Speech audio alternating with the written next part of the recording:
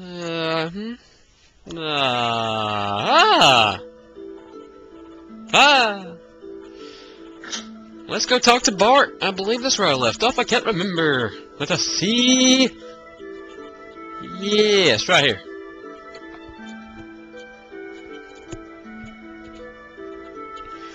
I had no idea Sega had such a past. Are you still suspicious of Sigurd? Well, I mean, it was just so sudden. I kind of expected to hear something different, like that we were childhood rivals or something. But that's nothing compared to the story he just told us, is it? So hearing his story has you confused because it was not so simple. There was a time when he was cooperating with one of Gabler's generals. Furthermore, behind Gabler was a country that you had never even heard of. Hey, what are you picking on me for? No, I'm not picking on you or blaming anything on you. What I am saying is this. If you think about how he feels, then you should see why he could not talk about this with you till now. Looking at the activities of Solaris towards other countries up until now, it has never gone beyond simple maintaining their own empire or self-preservation. And as you have seen, their military power is immense, so Sigurd was probably thinking ahead. First, he was probably concentrating on taking care of the problems here on the continent of Ignis. Once things were settled here, it would give him a stronger foundation to deal with Solaris later. Which is a much better plan than rushing straight into a war he knew we could not win. Quite logical, really. Sounds like you understand one another pretty well. Well, it is not like we are newly acquainted, is it? And we had talked about a lot of things up until we decided to escape from Solaris. Speaking of that, why did you leave? That Ramses guy was supposed to be a star of hope or something, wasn't he? Yes, I certainly thought so at first. But then I realized his way of thinking really was not that much of a change from the previous system. Basically, the only difference was whether they stressed people's rank and class, or their skill. The words had changed, but they were still no different from the Solaris itself had been doing until then. He had no intentions of bringing everyone a better way of life. In other words, he's an elitist. I don't think I like him much either. So, Satan, do you think I can beat Gibbler? Why? Are you planning on fighting them? As long as they're working with Shah Khan, there's no way around it. The way things are going, I'm sure I have to fight them sooner or later. I suppose so, but even if we were to defeat the Gibbler forces here, there is still Solaris to deal with. If we are not careful, it is possible that we may get involved in a longer war than with that Shah Khan. Do you not agree that continuing the way we have been going is rather hard on everyone? I think it is time we try to get help from a greater number of people. So defeating Shah Khan is not going to get rid of the likes of Gibbler? I know what you're trying to say. To vanquish Gibbler, first gain the throne, right? You could put it that way. What do you mean, you could put it that way? But then again, maybe it is time I did something about that. Faye don't talk much, as y'all realize. He eventually does. Wait, no, we don't go here. We go over here for another long talk. Happy days! Happy days! I went to the tool shop to borrow a table. The owner said, if we need anything for the young master, just ask for it. I'm grateful! When I was a kid, I borrowed stuff from there and got in big trouble. Borrowed? What did you take? A toy boat! I think that's what it was. I put fireworks in it and let it float on the cathedral's lake. I always used to play Navy. I'm not sure, but I think I pretended the lake was an open sea, and I was the fleet commander. Anyway, forget those old stories. We should get started.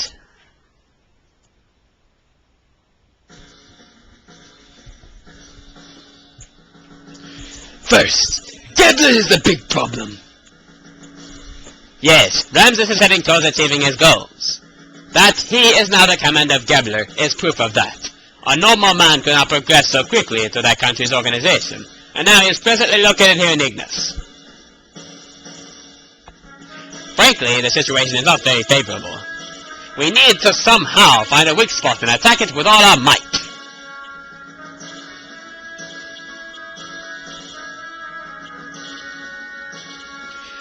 First, let's just concentrate on Shakhan.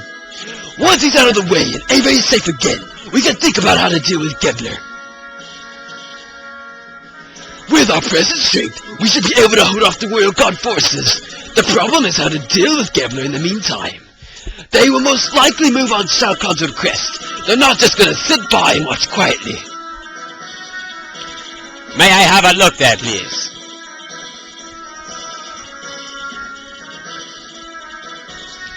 In short, we want Gebler to live for a while. At least until we are able to take back the royal capital, Velvik. These are the Gebler units currently in Ebe, correct?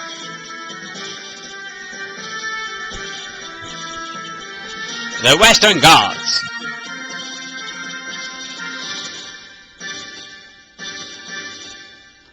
The Royal Capital Defense Force.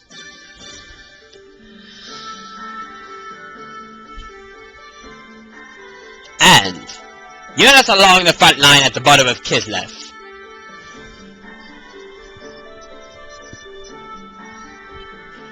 There are three main groups. Each is made up of a mix of Gebler and Ave forces. Only two of these are very large. The Royal Capital's defense units and Kislev's border units. The Western Guard along Nissan's border are little more than a surveillance team.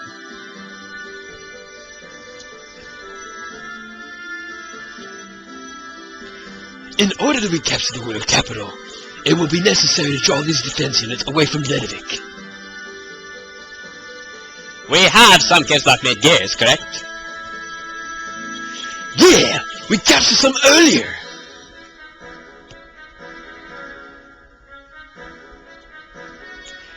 What if we use those gears to make a raid on the Western Guards? Here at the border with Nissan. I see! We'll draw them out by making it look like Kislev is invading Ave.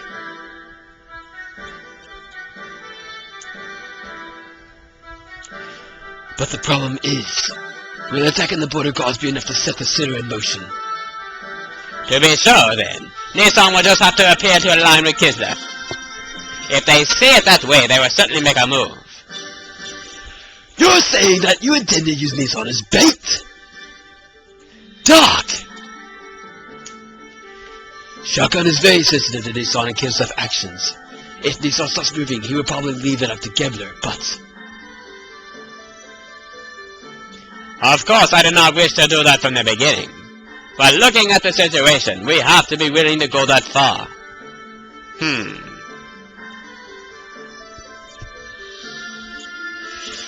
First, we infiltrated into the capital to take out Shao Kahn. We'll have to meet up with our agents already in the city. We are forgetting one thing. The front line units along Kislev's border.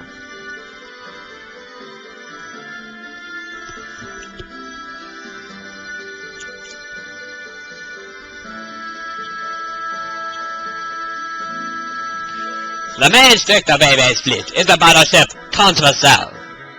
It's been in the surface since the reign of the last king. Because of its firepower, the whole unit is nicknamed the Invincible Fleet. I recall yesterday's intelligence report said that the ship is near the border.